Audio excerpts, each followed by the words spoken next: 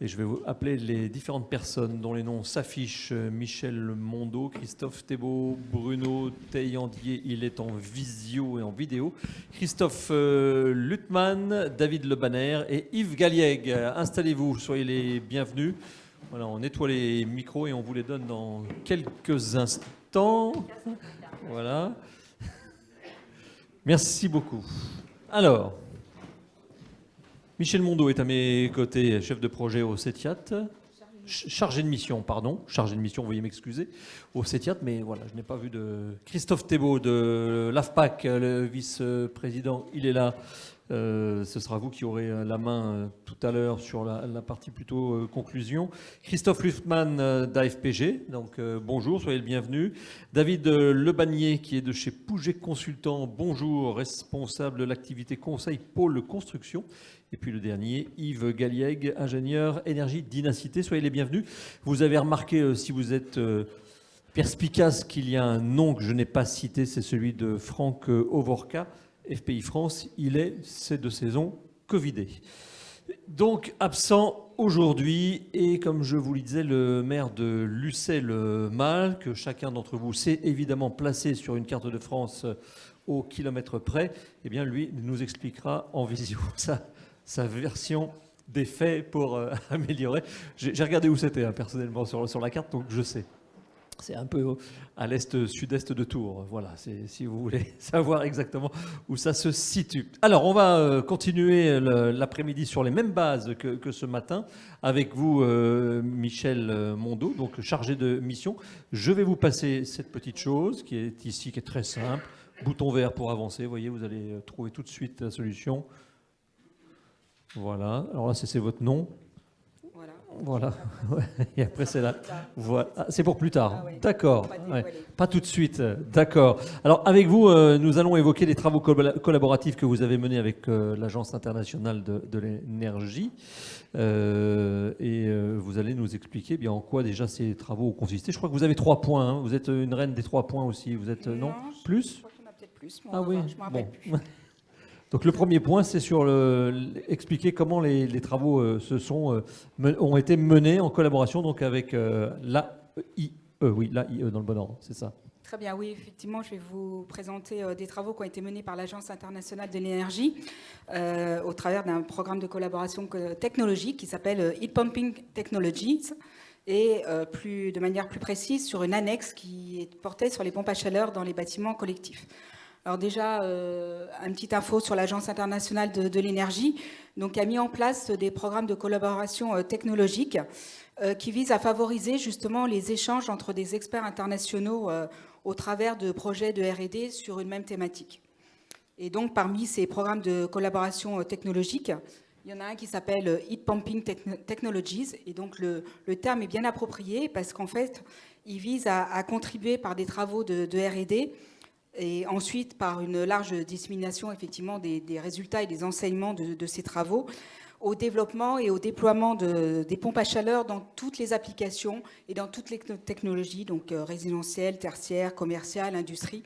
Donc c'est vraiment réfrigération également. Donc c'est vraiment la technologie pompe à chaleur et pas simplement la pompe à chaleur pour le chauffage et l'eau chaude sanitaire dans le bâtiment qui sont visées. Donc toutes les applications où les pompes à chaleur peuvent contribuer et contribuent bien sûr à limiter le réchauffement climatique, à renforcer la décarbonation et surtout donc à atteindre les objectifs de neutralité carbone à 2050 que l'AIE s'est fixé. Alors dans ce programme, on a 17 pays participants, dont la France. Le représentant légal pour la France est Paul Caïque de l'ADEME et Paul m'a confié cette mission de représentation donc, de la France à ce Heat Pumping Technologies. Alors voilà pour le chapeau. Oui. Rentrons un peu plus dans le détail maintenant de cette annexe. Je crois que c'est l'annexe 50 pour être très précis. Alors déjà, quand on parle d'annexe, qu'est-ce que c'est ? En fait, c'est simplement un projet de R&D qui est défini autour d'un sujet qui fédère l'intérêt de plusieurs pays membres. En fait, depuis la création de ce Heat Pumping Technology, ils s'appellent HPT pour faire court, en 1978, il y a eu à peu près 60 annexes de lancées. Et donc, l'annexe 50 a porté sur la problématique justement du développement des pompes à chaleur pour les bâtiments collectifs. Donc, c'est vraiment notre sujet. C'est une annexe qui s'est déroulée de 2017 à 2021. Elle a été pilotée par le Fraunhofer ISE, qui est un institut de recherche allemand bien connu. Et donc, parmi les 7 ou 8 pays participants, parce qu'il y en a un qui a fait défaut à la fin, à cette annexe, donc, il y avait la France et c'était EDF qui était le membre français de cette annexe. Alors, l'objectif de l'annexe 50, ça a été tout d'abord, le premier objectif, ça a été de dresser un peu un panorama de la situation au sein des pays participants, bien évidemment. Alors, il s'avère que pour cette annexe, il n'y avait que des pays de membres de l'Union européenne plus la Suisse. Mais néanmoins, on a fait un panorama, on a dressé un panorama sur la typologie des bâtiments collectifs, les réglementations, les aspects techniques, etc., qui pouvaient peut-être expliquer la faible pénétration donc, de cette technologie dans les bâtiments collectifs. Et puis ensuite, deuxième aspect, identifier les freins à lever et voir comment on pouvait les lever pour intégrer un peu plus de PAC dans les bâtiments collectifs. Alors quels sont ces leviers, freins, d'abord, de quel point de vue on se place, ouais. Voilà. Alors déjà, quand on parle d'un bâtiment collectif, c'est pas forcément des grandes barres d'immeubles. Hein. Il est à noter qu'en Europe, la taille moyenne d'un bâtiment collectif, en fait, c'est 10 à 15 logements. Hein. Donc c'est un petit bâtiment. Dans la plupart des pays qui ont participé, là, donc c'était l'Autriche, l'Allemagne, la France, la Suisse, l'Italie, le Danemark, la Hollande, enfin les Pays-Bas, pardon. On retrouve à peu près un ratio similaire d'à peu près 50% de maisons individuelles, 50% de bâtiments collectifs. C'est ce qu'on a vu dans les petits tableaux de la présentation précédente, hein, avec 13 et 16 millions de logements répartis entre maisons individuelles et logements collectifs.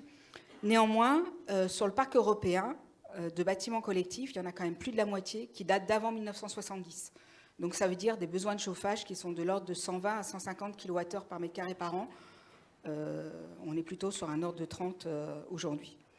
Alors, si on regarde un petit peu plus particulièrement la situation en France, l'étude a effectivement montré qu'on a un très faible taux de pénétration des PAC dans les bâtiments collectifs, hein, de l'ordre à peu près 4 à 5% dans les bâtiments neufs et encore moins dans les bâtiments existants. Néanmoins, on a un horizon ouvert puisque en Allemagne et en Autriche, on a des pénétrations, tous bâtiments collectifs confondus, de l'ordre de 20%. Donc, il y a une marge d'amélioration et il faut aller dans cette voie-là.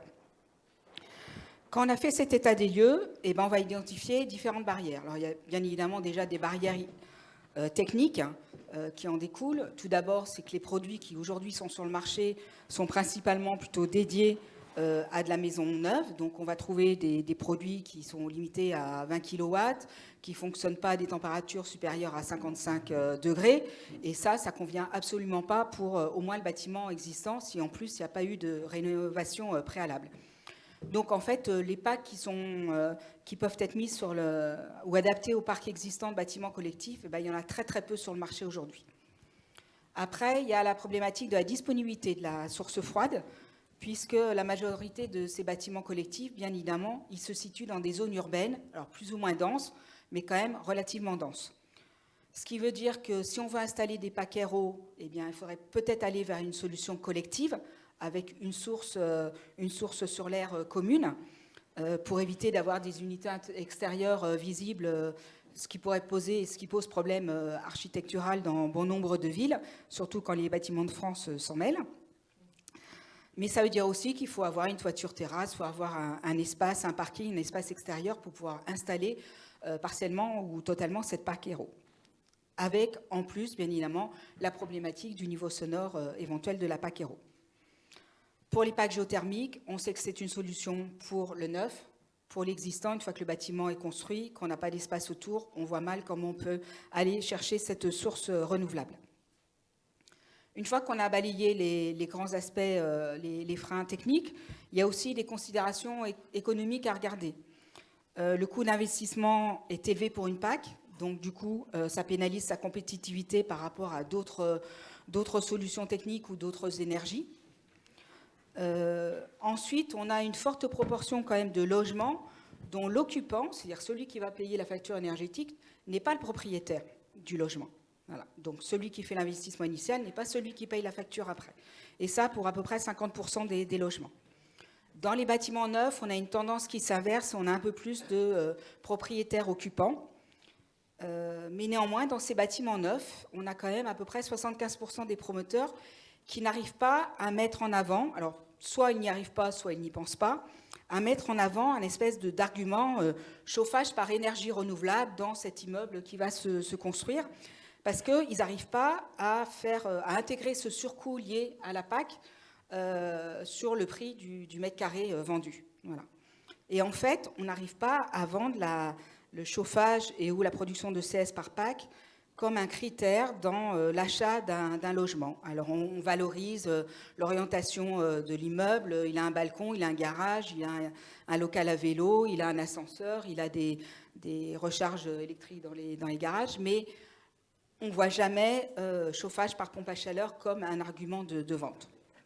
Et puis, pour tous les pays européens, même si ce n'est peut-être pas le cas pour la France, le ratio entre le prix des énergies, électricité et gaz accentue effectivement la problématique économique.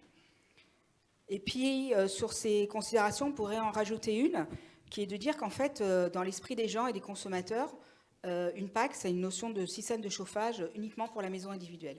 Voilà. Vous parlez des gens, ils parlent la pompe à chaleur dans le bâtiment collectif. Ça ne parle pas forcément aux gens. Ils associent la pompe à chaleur à quelque chose d'individuel. Et donc, il faut aussi dépasser cette idée préconçue et montrer que c'est possible d'avoir effectivement des systèmes, des solutions de pompe à chaleur dans les bâtiments collectifs. Alors, quelles sont les préconisations que vous avez faites avec l'Agence internationale de l'énergie ? Alors, dans un premier temps, il fallait démontrer cette faisabilité. Et pour ce faire, on a voulu promouvoir les solutions existantes et déjà recenser des réalisations types. Et donc, cette analyse et ce référencement a servi de point de départ, en fait, pour les participants de l'annexe, pour développer une espèce d'outil d'aide à la décision, pour montrer qu'en fonction de la typologie du bâtiment, de certains de ces critères, des usages qui étaient demandés, eh bien, on pouvait identifier des solutions de pompe à chaleur. Alors, tout d'abord, le travail, il a effectivement consisté à identifier différentes familles. Alors, c'est tout petit, mais peu importe. Différentes familles de concepts. Alors, vous avez déjà 5 grandes familles en haut de la diapo qui vont de gauche d'une solution tout centralisée, puisque vous allez avoir une unique pompe à chaleur qui va desservir l'ensemble des appartements pour faire à la fois le chauffage et la production de CS. Et puis, en allant vers la droite, eh bien, vous allez découpler alors soit les deux solutions chauffage ECS, mais encore pour tous les logements, ou au contraire, avoir par logement une solution PAC double service, jusqu'à une solution totalement intégrée par appartement, voire des solutions sur l'air avec par pièce. Dans ces 5 familles, ensuite, on peut les décliner, et dans chacune des familles, on retrouve des solutions intermédiaires, enfin qui se déclinent, donc pour le centraliser, semi-centralisé, jusqu'à la solution totalement individualisée. Et finalement, on s'aperçoit qu'on a 13 solutions de pompe à chaleur possibles dans les bâtiments. Alors, le gros travail de l'annexe, ça a été en fait de rattacher, de décrire chacun de ces concepts. Donc, dans les 13 solutions, vous pouvez, alors on verra après où, on identifie sur un concept, en fait, une fiche descriptive qui va identifier la typologie du concept, ses avantages, ses inconvénients, des préconisations d'architecture, etc., qui vont permettre donc de mieux comprendre le concept et sa mise en œuvre. Et suite aux réalisations types que l'annexe a identifiées, aujourd'hui il y a une trentaine de cas dans cette base de données, eh bien, on peut aller cliquer sur une ou plusieurs installations, plusieurs réalisations qui ont été faites et qui vous montrent effectivement la mise en œuvre, ce qui a été fait, l'architecture du système par rapport à la typologie du bâtiment et les économies d'énergie qui en ont découlé.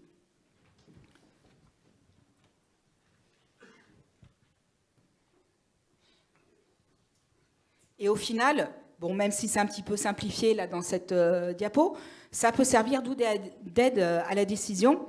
Si vous pouvez choisir le type de bâtiment que vous avez, est-ce que c'est un bâtiment neuf, ancien, mais ancien rénové, le type de système que vous souhaitez, est-ce que vous êtes plutôt pour un système centralisé, ça dépend aussi de l'existant, par exemple pour un bâtiment existant, ce que vous avez déjà, décentralisé, ou est-ce que c'est un mixte, ce dont vous avez besoin, de chauffage, d'eau chaude sanitaire, ou les deux.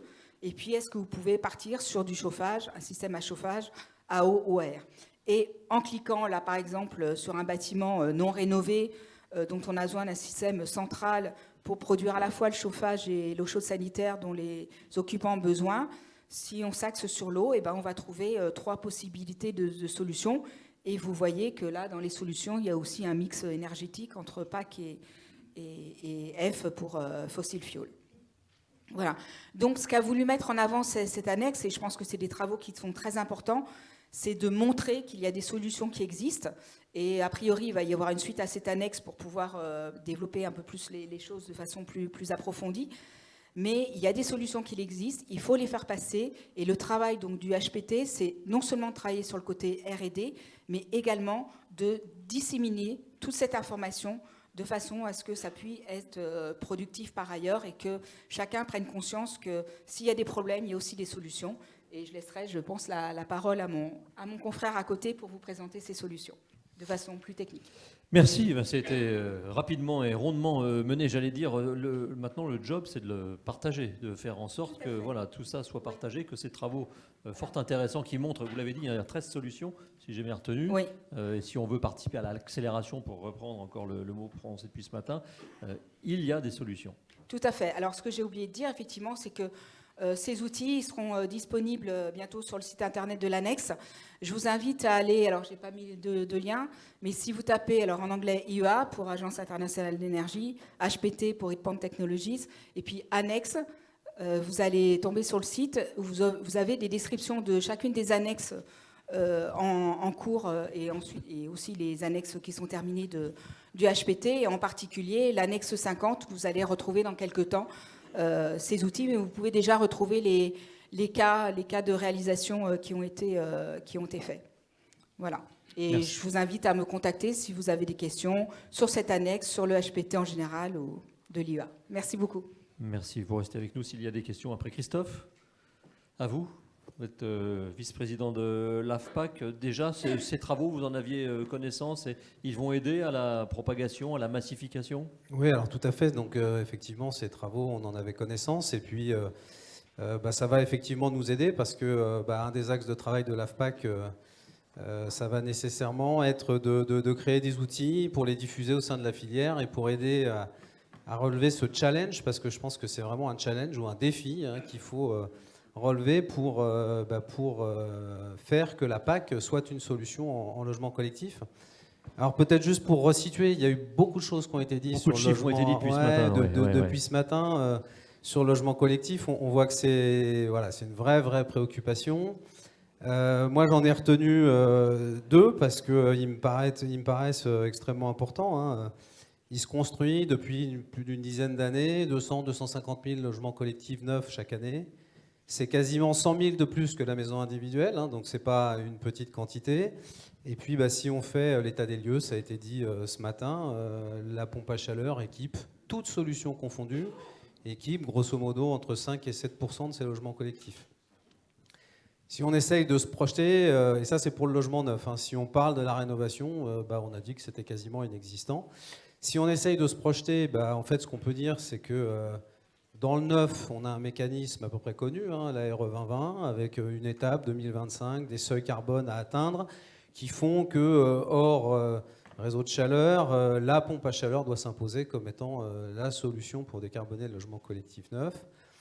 En rénovation, à date, le constat qu'on peut faire côté AFPAC, c'est qu'on n'a pas encore vu, en tout cas sur les années qui viennent de se passer, un mécanisme extrêmement efficace pour pousser la pompe à chaleur en rénovation. Alors, il faut aussi des solutions, il n'y a pas que les mécanismes, mais en tout cas, on attend de l'innovation à ce sujet-là pour essayer de pousser ce genre de technologie en rénovation. Pour être à la hauteur de ces enjeux, que faut-il faire? Quelles sont les actions à mener selon vous, selon l'AFPAC? Alors, ce qui est sûr, c'est que quand on fait un peu l'état des lieux une fois de plus, on voit que entre maintenant et 2025, où il va falloir que la solution PAC en logement collectif neuf, si je parle du neuf, soit majoritaire, on a une vraie révolution à mener. Et cette révolution, elle est au niveau des solutions, j'y reviendrai juste après, hein, mais aussi au niveau de la capacité à concevoir, dimensionner les solutions, à les installer, à les mettre en service, à en faire la maintenance, l'exploitation. Donc en fait, c'est une vraie révolution pour l'ensemble de la filière. Et cette révolution, faut bien commencer par le démarrage. Et donc on suit en toute logique les travaux qui ont été faits par rapport aux technologies. Et donc on a commencé à travers un GT qui a été créé à travailler sur un premier guide. Et à répertorier l'ensemble des solutions qui vous ont été présentées. Alors, on essaye de le faire non pas de manière internationale, on se focalise sur le marché français, hein, bien sûr. Hein. Il y a des solutions, par exemple, qui ont été présentées qui se font dans des pays comme la Belgique, sur base de planchers chauffants, avec des boucles tempérées. On sait que le plancher chauffant, le logement collectif en France, c'est pas tout à fait ça. Donc on essaie de se recentrer sur les solutions, je dirais, qui sont faites pour le marché français. Dans ce guide, pour l'instant, on a identifié 4 grandes familles de solutions côté AFPAC. La première, c'est simplement d'avoir des solutions individuelles qui sont utilisées en maison individuelle pour équiper des logements collectifs. Ça se fait en zone H3 déjà, hein, de la PAC RR, de la PAC RO.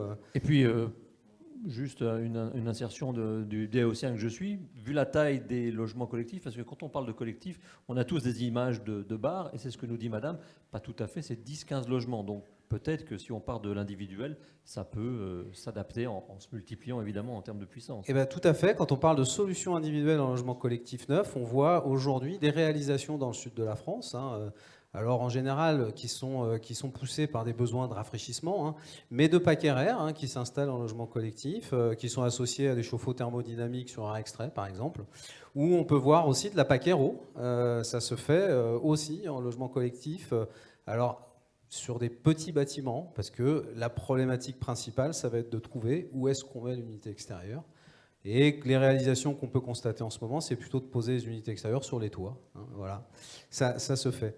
La deuxième grande famille, bien tu l'as évoqué Michel, c'est la famille des solutions centralisées, où là on va pouvoir retrouver de la PAC RO qui fait du chauffage, qui est associé à un chauffe-eau thermodynamique collectif, qui fait du double service, chauffage au sol sanitaire. On va trouver là aussi la place de la géothermie, hein, tu l'as dit. Et donc c'est cette deuxième grande famille. La troisième grande famille qu'on va trouver, c'est des solutions mixtes entre des solutions centralisées et de l'individualisation de confort thermique, parce que faut quand même se rappeler qu'en France, une des principales préoccupations du propriétaire occupant quand il a un appartement, il est propriétaire d'un appartement, c'est quand même de gérer en autonomie son confort thermique. Hein. C'est une des premières préoccupations.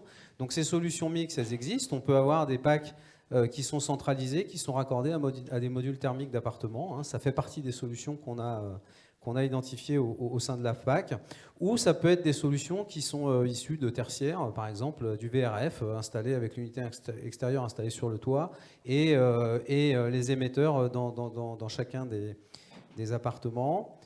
Et puis la dernière famille qu'on a identifiée et que je ne crois pas que tu aies citée, Michel, c'est toute la famille des hybridations. J'ai loupé, pardon. D'accord, alors j'ai loupé. Et en fait, les solutions hybrides nous paraissent une bonne solution là aussi pour le logement collectif. Alors, dans le neuf, bien entendu, mais aussi, surtout en rénovation. Parce que quand on regarde les configurations de la chaufferie collective sur les bâtiments existants, dire qu'on va être en capacité de trouver la place, être capable d'intégrer l'équivalent d'une puissance, par exemple gaz installé avec 100% de thermodynamique, c'est pas forcément évident. Par contre, assurer en base la puissance chauffage ou la puissance d'eau chaude sanitaire avec une petite puissance de PAC et aller chercher toutes les contraintes qu'on connaît en solution centralisée, c'est-à-dire la gestion de la boucle sanitaire, le fait d'avoir à gérer des radiateurs haute température, etc., et bien ça va pouvoir être géré avec des solutions hybrides. Donc, ce guide, il a été démarré au sein d'un GT PAC en logement collectif. L'objectif maintenant, c'est de continuer à travailler dans ce GT. Alors, on a tout un tas d'axes qui ont déjà été évoqués aussi. Hein. Est-ce qu'il faut travailler sur des règles de dimensionnement Est-ce qu'il faut travailler sur des règles d'implantation, des règles acoustiques? Enfin, voilà, il y a tout un tas de sujets qu'on peut travailler. Et donc, je finirai mon intervention peut-être par un scoop, hein, parce que je pense qu'on peut le donner ici. C'est que dans ce GT, on a maintenant un nouveau pilote Et ce nouveau pilote, il fait partie de la table ronde, puisque c'est David qui est au bout là et qui va prendre en charge le pilotage de ce GTE au sein de l'AFPAC. Très bien, merci, félicitations. Merci beaucoup.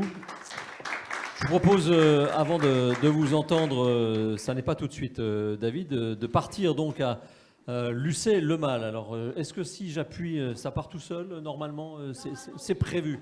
Donc voilà, en fait, nous allons maintenant évoquer des solutions. Ce matin, il était question, souvenez-vous, des packs hybrides qui étaient vraiment très peu développés. Il y a la géothermie aussi qui, chaque année, on le voit dans les chiffres, a du mal à décoller, voilà, à accélérer. Et donc nous allons partir à Lucé-le-Mal où le maire Bruno Taillandier a réalisé, mais aussi d'autres projets avec cette technologie. Alors mesdames, messieurs, roulement de tambour.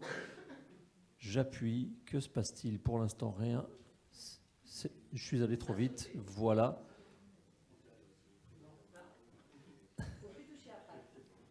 Ça sort tout seul? Pardon.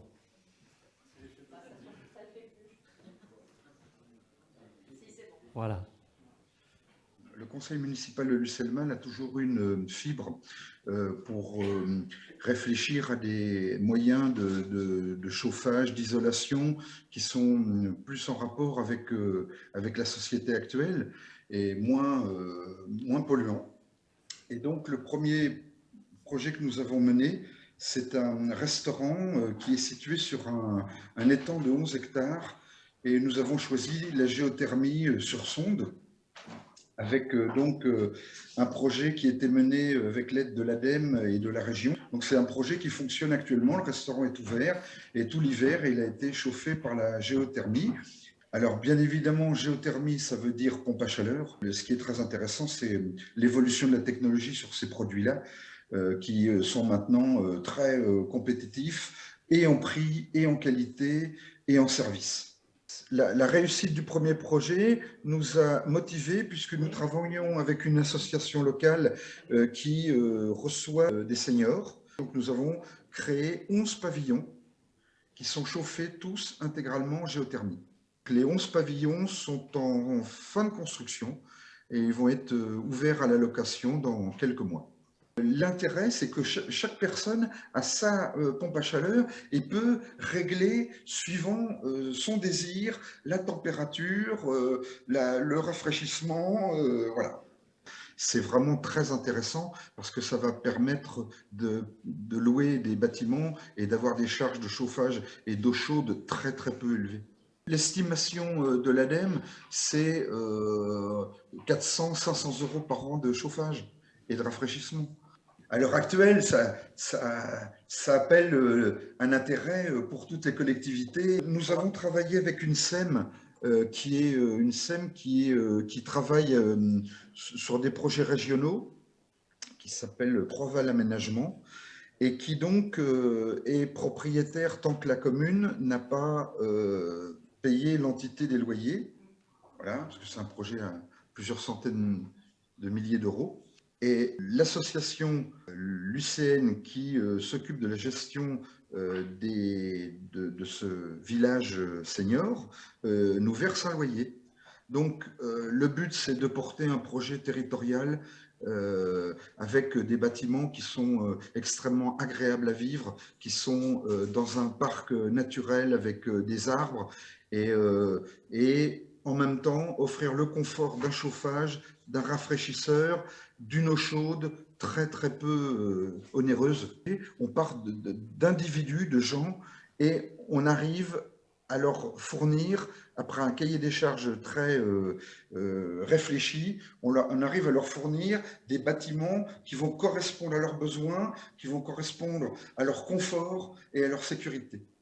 Le projet avec l'ADEME est très bien défini puisque la maintenance est réalisée par une entreprise et donc il y a un entretien tous les ans une vérification. Le travail de l'ADEME, l'ADEME régional en tout cas, est très très performant, puisque nous avons, en général c'est sur 2 saisons, nous avons tous les mois, nous contrôlons la consommation électrique, les flux, la qualité du chauffage, les températures, donc c'est toujours très suivi. C'est une garantie pour nous, et c'est aussi une garantie pour l'ADEME. On a beaucoup travaillé avec CB45, qui est un cabinet spécialisé dans la géothermie locale, qui est à Orléans. Et puis, on a travaillé, donc il y a un appel d'offres, hein, puisque forcément, nous sommes une collectivité. Donc il y a un appel d'offres qui a été fait, et c'est une entreprise Castelroussine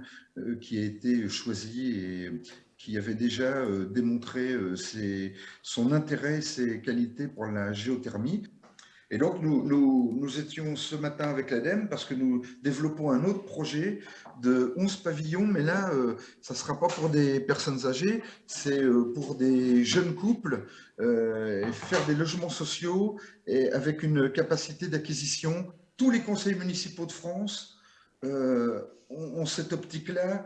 Après, il faut dépasser les problèmes que ça peut générer de premier abord.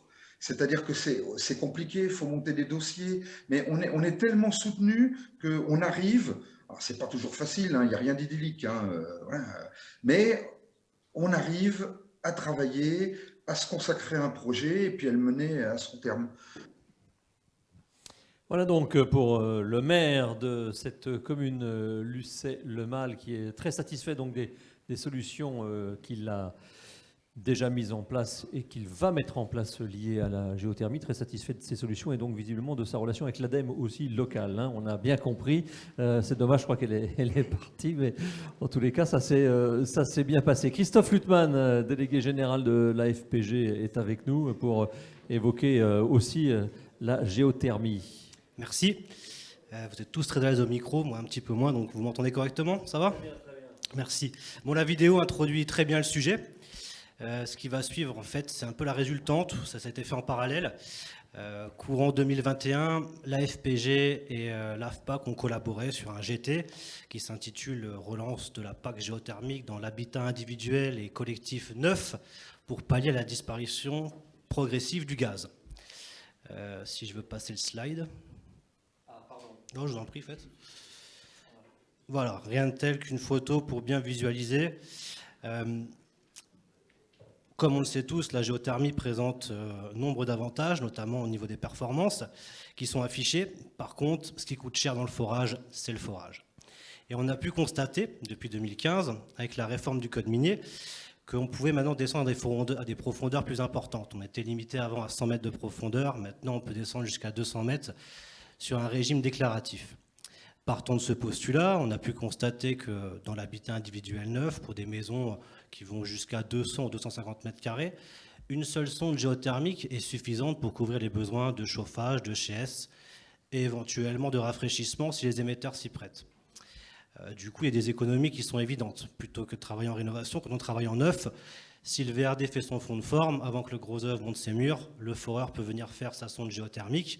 Si on est sur un ouvrage au lieu de 2, il n'y a pas de tranchée, il n'y a pas de collecteur, il n'y a pas d'équilibrage. Donc il y a un gain à la réalisation qui est évident.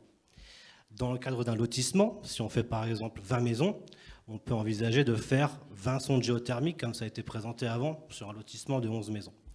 Mais on a pu constater, dans ce groupe de travail, avec des recherches à l'étranger, notamment en Allemagne et en Suisse, que ces projets de mutualisation ont déjà été faits. Et pour, par exemple, un lotissement de 20 maisons, vous n'avez pas besoin de 20 sondes géothermiques, vous pouvez en faire que 17 ou 18. Et les pompes de circulation intégrées dans les packs suffisent à pousser la boucle. On peut envisager une boucle supplémentaire pour pousser, mais normalement, elles sont suffisantes. Et ce qui est intéressant sur ça, c'est que du coup, on fait venir l'équipe de forage une seule fois pour réaliser toutes les sondes. On fait moins de forage que si on raisonnait à l'unité par parcelle. Et en plus, comme on mutualise, on va dépasser les seuils d'éligibilité du fonds chaleur. L'ADEME, qui est un très bon levier financier pour développer la géothermie, impose une énergie minimum à soutirer annuellement. Donc si le projet est porté par une copropriété, par un lotisseur, par un porteur de projet quelconque, et qu'on mutualise les ouvrages, on arrive de 1 à optimiser les coûts et de 2 à débloquer les subventions, ce qui permet donc d'améliorer nettement le retour sur investissement. Voilà. Sur la photo de droite, vous avez les sondes géothermiques, on voit donc cette approche de mutualisation. Sur la photo de gauche, on voit une solution qui est un peu plus innovante, qui s'appelle les murs géothermiques ou les corbeilles géothermiques. Ce sont des échangeurs compacts. Alors on est sur des solutions d'excavation, non pas des solutions de forage.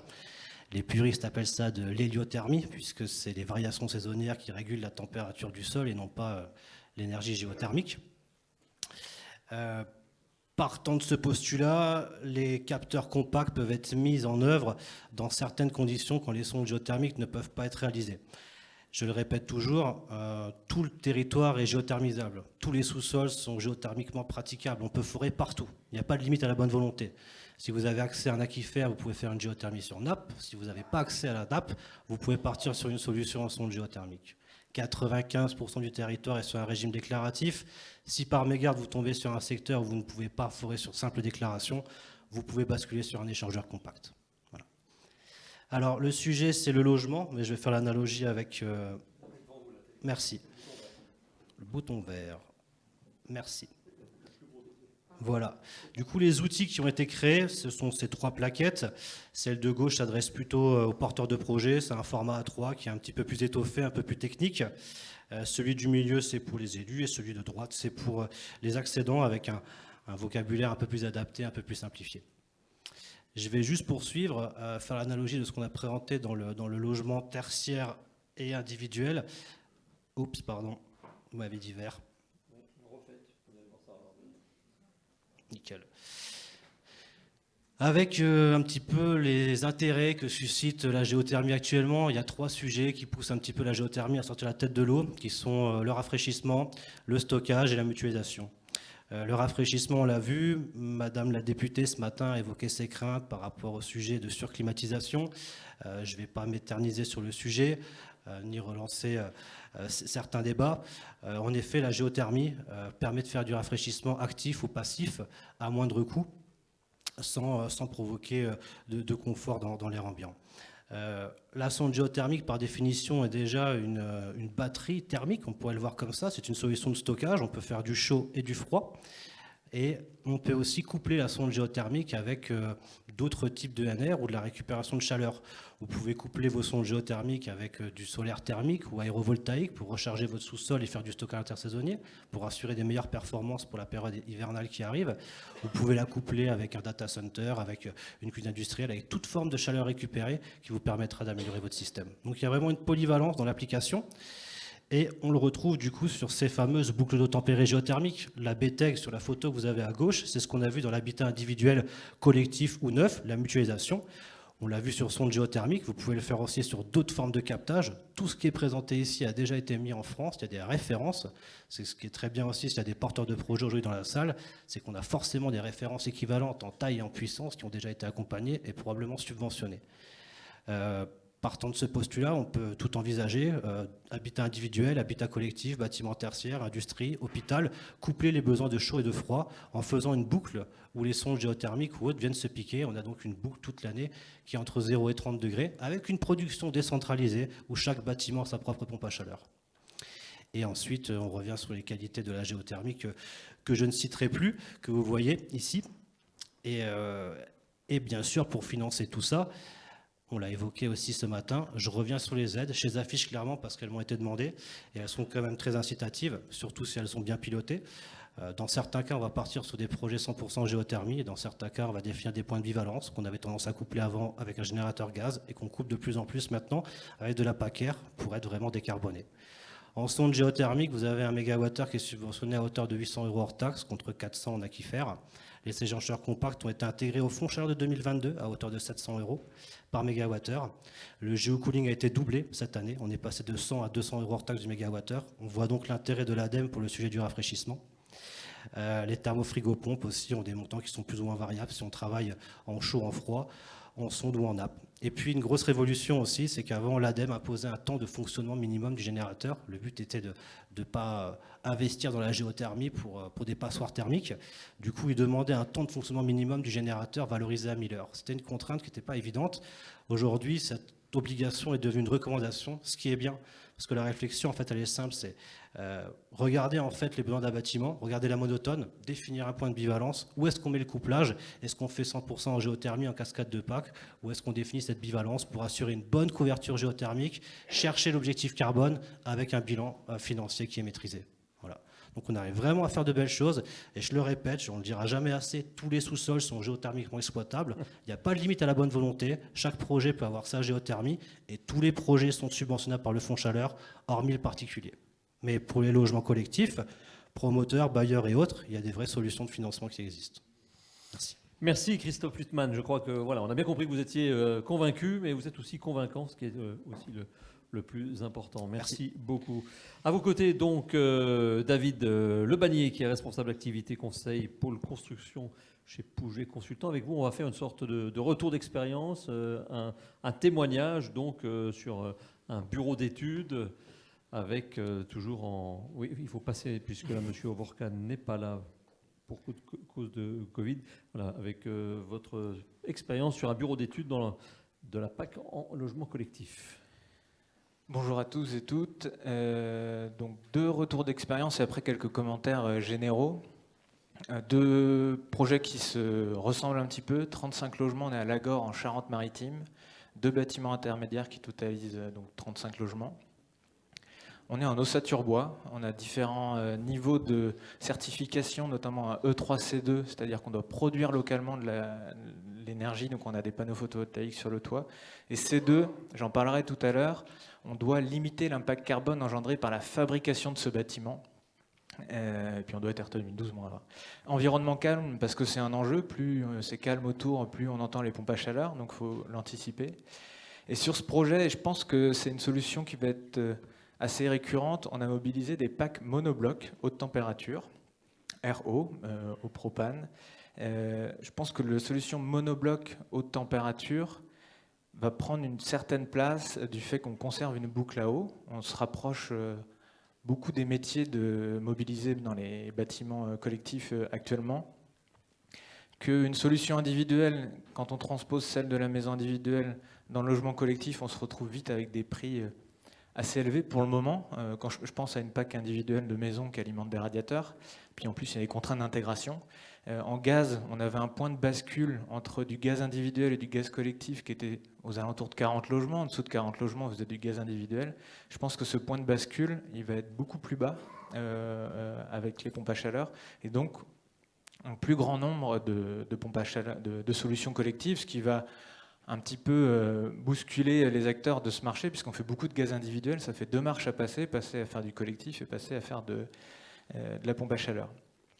Donc on a 2 packs sur le toit, un local technique au rez-de-chaussée avec un peu plus de stockage qu'une solution gaz. On a des radiateurs 60-40. Alors il est clair qu'une pompe à chaleur ça marche mieux avec des émetteurs basse température, mais on a du mal à les vendre entre guillemets, c'est un surcoût. 60-40, on diminue au maximum jusqu'où on peut la température, le régime de température des radiateurs. Au-delà de ça, quand on descend plus bas, on commence à se faire gronder parce que ça prend de la place et que ça coûte un peu plus cher. Donc voilà, ça marche. On pourrait faire mieux, mais j'ai le sentiment que c'est ça un petit peu l'optimum technico-économique. Ensuite, ici, les packs, elles sont en toiture, donc c'est assez simple. On les a mises au milieu, c'est un bâtiment ossature bois. Les bâtiments ossature bois sont très sensibles à la vibration. Poser des pompes à chaleur sur une ossature bois, c'est pas évident. Donc les bâtiments ossature bois, la plupart du temps, ils ont un noyau en béton. On met l'escalier et l'ascenseur, puis on s'en sert pour la structure. Donc on essaye au maximum de positionner les packs sur ce noyau en béton, et si on ne peut pas les poser dessus, on essaye de le rattacher structurellement. Alors je pense que c'est faisable de faire de la PAC en 100% ossature bois, mais il faut être très vigilant sur les supports. Il faut faire une petite dalle béton avec des plots antivibratiles, voire des ressorts pour s'assurer qu'on n'a pas de vibration. Et c'est d'ailleurs l'un des points sur lesquels on manque de retour d'expérience. C'est très peu documenté. Il faudrait aller faire de la mesure, faire des tests. Donc là, les packs, pas d'enjeu au niveau acoustique, elles sont positionnées au centre. On ne les voit pas trop des voies de passage principales. Et on peut regarder, hop. Deuxième bâtiment, c'est pratiquement le même, avec un promoteur privé, ce coup-ci, Kaufmann Broad. La distinction, c'est juste que c'est dans le positionnement des pompes à chaleur. On les a positionnés un niveau en dessous et on les a entourés d'une résille très fine de manière à ce que visuellement elle n'ait pas d'impact, mais que cette résille très fine n'ait pas d'impact sur la respiration de la pompe à chaleur pour pas qu'il y ait de refoulement ou quoi que ce soit. Donc là on la voit pas, c'est que c'est bien joué. Elle est en haut à droite. Voilà, c'est cette petite résille. Donc là, j'ai pris 2 cas relativement simples. On est en milieu périurbain, on a une toiture terrasse, on n'a pas de voisins qui regardent sur le dessus du bâtiment. Néanmoins, il y a quand même des enjeux. Et l'enjeu pour nous, c'est de conseiller notre maître d'ouvrage très en amont, notre maître d'ouvrage qui ne connaît pas l'état de l'art des solutions qui existent, qui nous appelle un mois avant le dépôt du permis de construire. Souvent, il y a une esquisse qui est faite. Donc là, coup de chance, on a trouvé une solution pour la PAC. Et je pense qu'il faut qu'on nous appelle le plus tôt possible pour éviter les cas compliqués. On arrive souvent à trouver une solution, mais si on l'anticipe, on trouve toujours des solutions plus confortables. Je pense qu'on a un projet en ce moment dans le 11e arrondissement qui rentre en exécution. Mix bois-béton, avec des immeubles qui ont une vue directe sur la toiture, des exigences de camoufler les packs. Donc on sait le faire, il faut trouver des packs qui sont en capacité d'être gainés sur l'extérieur, qui ont des ventilateurs qui ont assez de puissance pour combattre les pertes de charge, il faut mettre des traitements acoustiques, faut réfléchir ça au refoulement et à l'aspiration, puis quand on refoule, il reste du bruit. Donc ça s'anticipe beaucoup, donc on peut confiner les packs, on peut les cacher, ça reste compliqué, il y a beaucoup plus d'erreurs à faire, donc autant que possible, il faut les mettre dans des positions plus confortables et se laisser donner le temps d'apprendre à faire. Donc je pense au petit outil qui a été décrit. On a besoin de la même chose avec différents niveaux de lecture pour les maîtres d'ouvrage, pour les bureaux d'études, pour les architectes, de manière à ce que tout le monde comprenne quelles sont les solutions, qu'on puisse décrire son projet et puis qu'on nous fasse la liste des solutions qui sont compatibles, quelle taille ça prend, où est-ce qu'on peut les mettre pour que très tôt tout le monde comprenne les incidences d'intégration. Sinon, on va faire de la correction a posteriori. Donc on a vraiment besoin de ça. Et je vais être un peu provocateur, un peu piquant. Je pense qu'on aurait pu être mieux préparé. Je pense au sens de la filière pour étendre les packs en immeuble collectif. Il nous manque beaucoup d'outils. Il nous manque des méthodes de dimensionnement. Il nous manque du retour d'expérience sur la performance réelle. Il nous manque, moi aujourd'hui, en début de projet, sans un acousticien, je peux difficilement lui dire, là, ça ira bien, les pompes à chaleur, on peut les mettre ici. Il nous faut un petit catalogue avec différentes situations, dans différents types d'environnements, calmes, bruyants, et oui, ça fonctionne, pour qu'on puisse être autonome le plus en amont possible. Donc il y a beaucoup de choses à faire. Il y a une première échéance 2025, je pense qu'on a 3 ans pour se préparer, on peut le faire, mais on va nous demander de les appliquer. On nous demande de les appliquer dès maintenant. Il y a le Pinel Plus qui nous demande d'anticiper le niveau 2025 de la RE 2020. Donc ça veut dire pompe à chaleur hybride ou 100% thermodynamique dès maintenant. Il y a des labels, des villes qui nous demandent d'aller plus vite. Donc il faut y aller. Mais il faut que la filière se donne les moyens de diffuser la connaissance. Il faut prendre exemple sur les autres filières. Il y a un exemple caricatural, je ne pense pas qu'on puisse comparer la pompe à chaleur au solaire thermique, mais le solaire thermique, c'est doté d'outils. Aujourd'hui, on sait faire du solaire correctement, avec des vraies performances, mais on a les outils un peu après, et on a fait beaucoup de bêtises. Et je pense qu'il faut qu'on soit humble. Moi, j'ai le sentiment qu'on peut déployer ces solutions, mais si vous demandiez à des bureaux d'études il y a 10 ans si on était capable de faire du solaire, on vous aurait répondu oui. Donc voilà, faut être humble, il faut qu'on se dote des outils rapidement. Un dernier point. Un dernier point, l'impact carbone dû à la fabrication des pompes à chaleur. Ça a un impact carbone un peu supérieur aux chaudières gaz. Cet impact carbone engendré par la fabrication des pompes à chaleur, on le considère dans la RE 2020. C'est un petit frein à passer pour ces solutions-là, dès aujourd'hui. Et donc il faut que les acteurs justifient leur impact carbone. Et ça, c'était sur le lien entre solutions collectives et individuelles. Dès qu'on mobilise des solutions individuelles, par logement, par exemple un monosplit avec un CET thermodynamique ou une PAC double usage par logement, il y a un impact significatif en termes d'impact carbone et ça va freiner ces solutions. C'est pour ça que je suis convaincu, même une fois qu'on aura justifié l'impact carbone des solutions thermodynamiques, je suis convaincu que les solutions collectives vont avoir une vraie place à prendre. Voilà. Merci beaucoup. Yves Galliègue, vous êtes ingénieur énergie chez Dynacité. Je vais vous demander de prendre aussi la télécommande, si vous voulez bien. Bailleur social de 27 000 logements dans l'Ain, le Rhône, la Saône-et-Loire et l'Isère. Donc vous êtes un OPH, un organisme public de l'habitat. Et là, on va faire un retour d'expérience. Alors là, on avait sur 2 fois 35 logements. Et vous, la pompe à chaleur, je ne sais pas si vous étiez là ce matin, mais quelqu'un s'est levé représentant un bailleur social aussi en disant que ça ne fonctionnait pas tant que ça. Et je lui avais demandé de rester cet après-midi parce que vous nous dites tout à fait le contraire, si j'ai bien compris. Alors, je vais un peu mesurer quand même mes propos, mais oui, ça peut marcher. J'aimais bien les propos de M. David, c'était de dire ça peut marcher en restant humble et en faisant les choses correctement. Parce que les contre-références, elles arrivent très vite. Et alors mon confrère, s'il est encore là, pourra confirmer ou modifier. Mais dans le logement social, on est vite frileux. C'est-à-dire une mauvaise expérience, pendant 5-6 ans, on prend cher et on ne veut plus en entendre parler. Donc il faut vraiment éviter les contre-références. Mais j'en parlerai en conclusion. Donc comme vous l'avez dit, on est un bailleur social basé dans l'Ain. On gère 27 000 logements et sur ces 27 000, on en a 19 000. Alors, sur les 27 000, on a 90% en bâtiment collectif et 19 000 logements qui sont, eux, chauffés collectivement. Donc, on a une grosse partie de bâtiments collectifs chauffés collectivement. Et vous voyez dans les graphes en dessous, j'ai mis en jaune le gaz, en gris ceux qui sont en réseau de chaleur. Donc, le graphique de droite, le camembert de droite, vous avez à peu près moitié-moitié, c'est la consommation d'énergie. Et le graphique de gauche, vous avez 80% en jaune, c'est les émissions de gaz à effet de serre émises par les consommations d'énergie liées. Ça montre l'enjeu qu'on a en tant que bailleur social, puisque aujourd'hui, nos gros objectifs, c'est quoi? C'est de maîtriser les charges de nos locataires, charges énergétiques qui représentent un gros paquet de leurs charges, et en parallèle, de participer à l'effort collectif en réduisant l'impact environnemental de notre patrimoine. Coup de bol, si on part vers les solutions en pompe à chaleur, on a l'impression qu'on répond à 2 de ces critères. En tout cas, c'est le sentiment qu'on a. Pourquoi?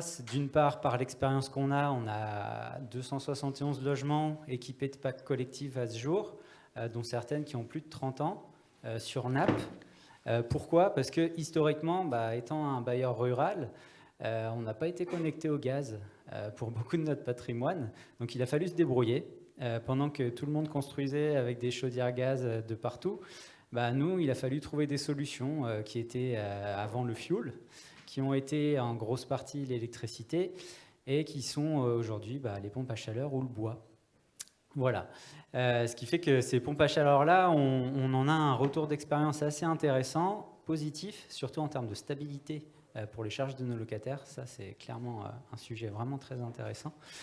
Le locataire n'aimant pas le changement dans ses charges. Et ensuite, en termes de fiabilité, qui est une grosse surprise. Alors, c'était du matériel de l'époque, mais voilà.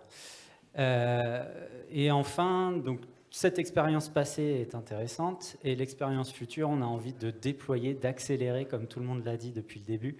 On avait, il y a 6 ans, 1000 logements chauffés au fioul. Il nous en reste encore 555 à traiter. Le passage en pack collectif va se faire sur la plupart de ces logements, puisque ceux qu'on a traités ont été passés pour certains au bois, pour des raisons particulières, et pour d'autres parfois au gaz, là aussi pour d'autres raisons. Donc voilà, dire que oui, en logement collectif, les pompes à chaleur, on en a eu, on trouve que c'est bien.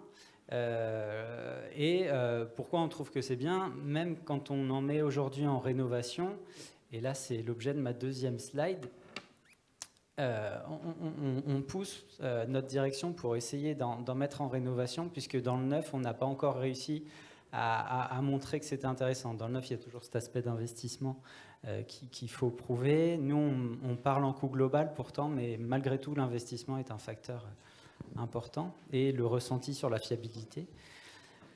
le bruit, le machin, enfin bref, il y a plein de ressentis qui sont difficiles à combattre. Donc dans le neuf, aujourd'hui, c'est difficile pour nous. On veut convaincre par la réhab. Donc on en a fait quelques-unes depuis un certain temps. C'est souvent des petits plots, des petits bâtiments collectifs. Donc je suis vraiment étonné qu'un bâtiment collectif type soit autour de 15 logements. Parce que je croyais que nous, bailleurs rural, c'était un peu nous qui avions des petits bâtiments, parce que nous, c'est 12 logements, notre médiane. En fait, je me rends compte que c'est plutôt européen, donc tant mieux. Là, on a un bâtiment de 9 logements collectifs qui était chauffé collectivement et avec l'eau chaude sanitaire collective au fioul. On a une philosophie qui est de toujours commencer par réduire le besoin, comme beaucoup de gens, et ensuite on change le mode énergétique. Là, on a d'abord isolé ce bâtiment et ensuite on a changé le mode de chauffage.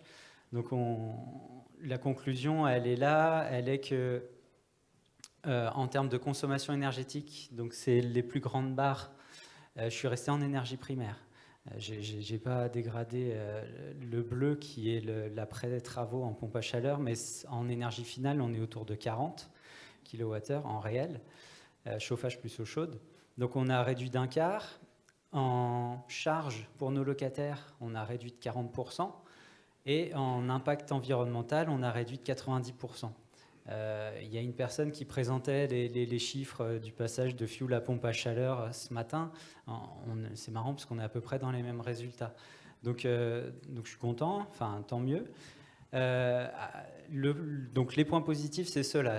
On a réussi à atteindre ce qu'on voulait, amélioration de la performance énergétique et environnementale, amélioration des charges pour nos locataires, tout le monde est content.